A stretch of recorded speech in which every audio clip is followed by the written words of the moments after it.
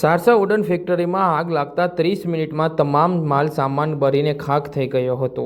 આણંદ તાલુકાના સારસાથી ખંભોરોજ રોડ ઉપર સારસા ગામમાં આવેલ પ્રિયાંશ વુડન ફેક્ટરીમાં અચાનક આગ લાગતા આણંદ ફાયર બ્રિગેડને ફોન દ્વારા જાણ કરવામાં આવી હતી, જેને પગલે તાત્કાલિક ધોરણે ઘટનાસ્થળે જઈ પાણીનો મારો ચલાવી આગ બુઝાવી હતી। જો કે આગમાં 30 મિનિટમાં જ તમામ માલ સામાન બળીને ખાખ થઈ ગયો હતો।